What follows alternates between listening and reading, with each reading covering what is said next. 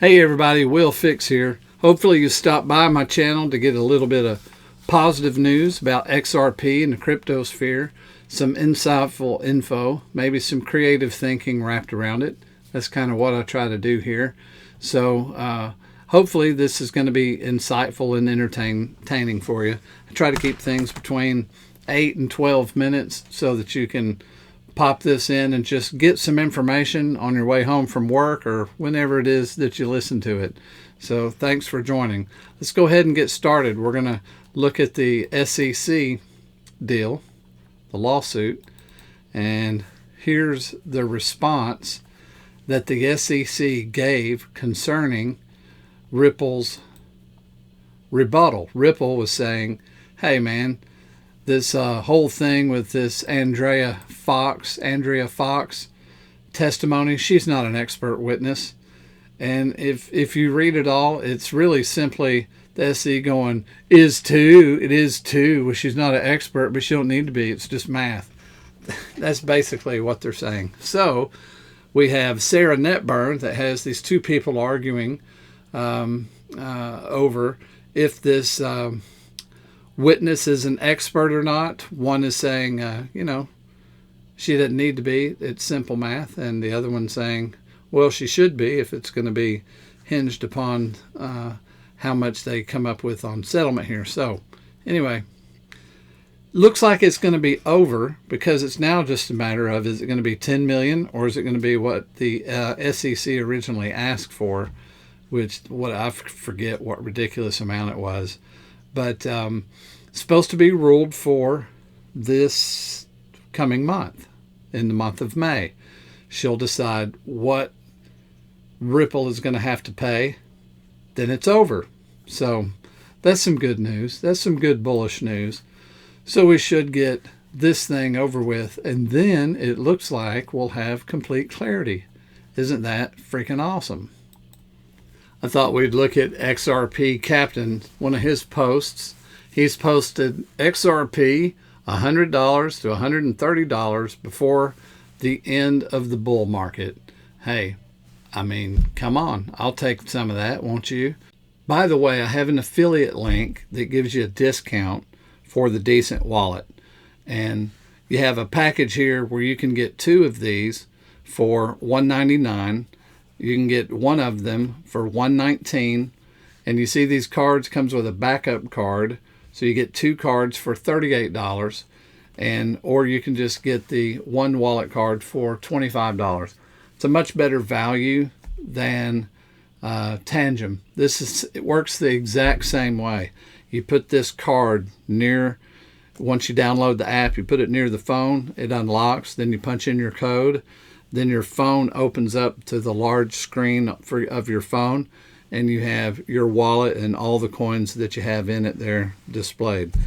The device, I prefer the device, and you can have the device, and you can have a card in your wallet. What's cool about having the card extra is when you have it in your wallet, if you're on the fly and you want to open up the app on your phone, you can access your stuff. So if you already got a biometric wallet, you might want to add one of these cards to what you have, just so you can on the fly open it up in case you don't have your device with you. Let's listen in real quick on what he has to say here. From the get-go, Ripple has worked with regulators, and we have worked with regulated institutions like banks where there isn't regulatory uncertainty.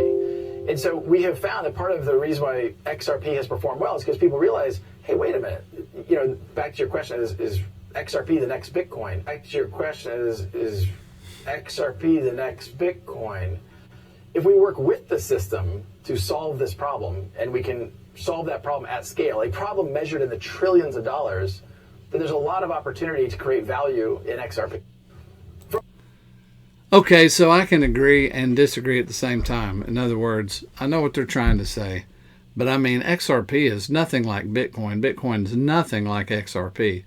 But I think I know what they're talking about. Don't you think that they're really talking about the dominance and then, the larger price?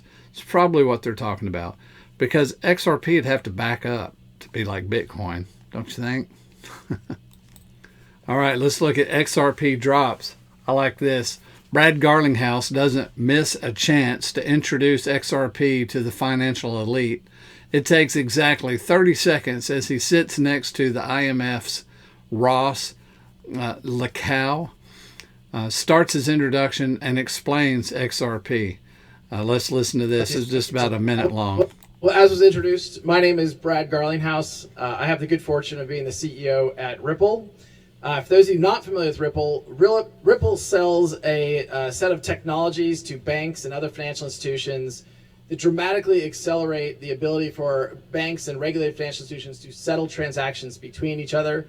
We have a series of products ranging from fiat to fiat transactions, also transactions leveraging digital assets. Native to our tech stack is a digital asset called XRP that we allow banks to eliminate the need for pre-funding. Well, as was introduced, my name is Brad Garlinghouse. I see what XRP Drop's trying to say here, but don't you think the guy at the IMF already knows who Ripple is and what XRP is about? And he already knows all that. In fact, you know, we showed in another video where the IMF actually mentions XRP, you know, in their speaking, and is documented many times speaking with and working with XRP. So that's not new news, but I see what he's saying there. Oh, look here. And Crypto Hulk says, a USA FBI coming after crypto wallets with felony charges. Nobody else is covering this kind of material. You can only get that from the Hulk. No, but anyway, it is. He puts out good stuff, doesn't it? He's the thing you don't want to watch, but you do anyway sometimes. So I make fun with him. I'm not making fun of him.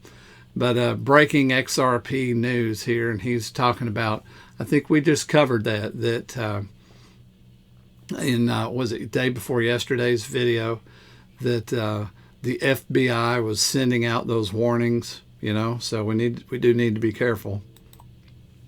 Let's move on to another topic. I think we're going to have a risk off, risk on movement. We're going to have risk off because we're in the bull market season after the halving, and the risk on is going to be with the banks. Let's take a look at Johnny Bravo. I like to watch his channel. He's pretty informative and fun. Let's see what he has to say. So in the last few days, we just witnessed a bank collapse. Republic First Bank was collapsed and was seized by state regulators. This is the first regional banking failure this year. And this was a tiny little bank. And did you see the response from everyone? This is fine. I'm okay with the events that are unfolding currently. Everything's fine. The system's fine. A bank can fail. We'll just give them the money that they want. And the media is in lockstep. Bail them out, bail them in, bail them around. You do know that all money that governments create, you have to pay back with your taxes. However you want to look at it, because they'll say, no, the free market will take care of this. They be lying to you. So what did we learn from 2008? Too big to fail? Now it's anything too small to fail, we gotcha. And wow. He goes on to say a little bit more. And he's been warning to short the banks, and we're probably going to see more disaster follow, which is probably going to help gold. It's going to hurt the dollar, help gold, and probably help crypto. The initial response might be market crash, might hurt crypto, you know, in the knee-jerk reaction, but ultimately I think the risk, the money that pulls out of the stock market and out of the banks will go to the next closest safe money-making place, which is probably going to be the crypto bull market, and help to get that kicked off. So that's what I think anyway. Here's another piece of the video that's interesting. Imagine you can't get your own money. Look at this. as banks fail, we bail them out. You try to take your money out, they don't let you. I mean, why wouldn't you want to burn all this down? I'm just saying, I'm not saying to do it. You want to hear this guy try to just try to take out a few grand? Bankrupt. Are you buying from like a private? Yeah, it's private. It's literally from my friend. From your friend? Yeah, but he wants it in cash. Can he give you like anything that you can purchase in No, I don't. You don't need that. Bro, what is it? I'm only asking for 3. And What is this? It's my money. I'm allowed to withdraw from my own bank account. Yeah, so I You said that what's the maximum limit you can give a withdrawal to a customer? It's $3,000 on the day. You've already mentioned that multiple times. Yeah, not today. Why not today? So no money for you, bro. Sorry. And it's going to go from 3,000 to 2,000 to 1,000. Wow. So you see there, now I don't like seeing that. Do you? I mean, the banks are in trouble. Banks, because of their way that they're allowed to invest their money, and they are just a portion of reserve banking. They had removed all where it was 0% that they had to hold. They could invest all of it, but they re-implemented the 10% rule. I believe it was last year, where if you deposit $1 million, they only have to keep 10% of that on hand. They can deposit the other 90,000. And if people come by to get their money and there's no money, that's a liquidity issue, which XRP doesn't have. XRP doesn't have a liquidity issue. But I wanted to bear that out, because I wanted to say I've seen some people talking about liquidity here lately, because that's going to become an issue. And you also hear people talk about world reserve currency, and how the United States isn't probably going to be the world reserve currency anymore, because people are walking away. I looked up the attributes for what a world reserve currency, would kind of be used for. It's a reference point.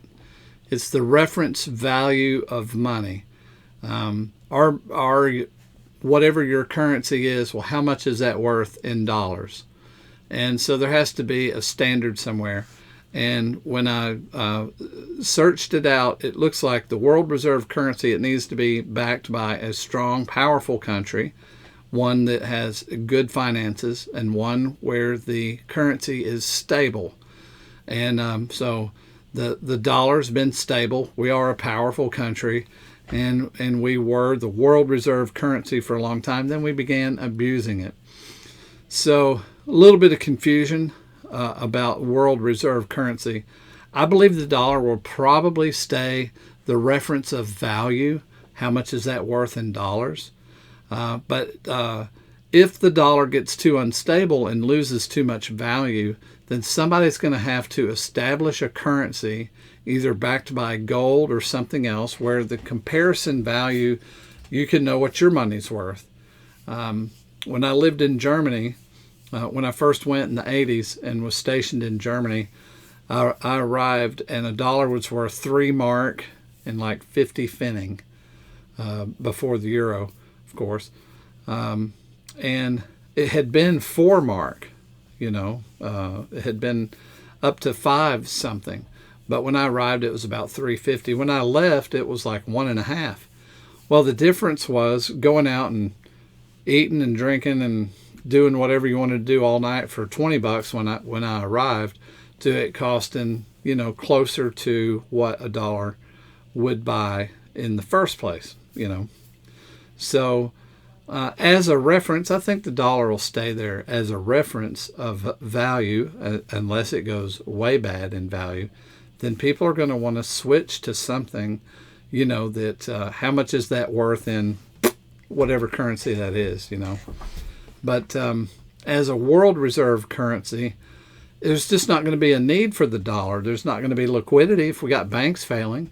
So people are going to turn to whatever is available and works. I think that's going to be XRP, don't you? Look, I think we've covered about 13 minutes worth. If you like this kind of content, please do like and subscribe. I'll see you guys next time.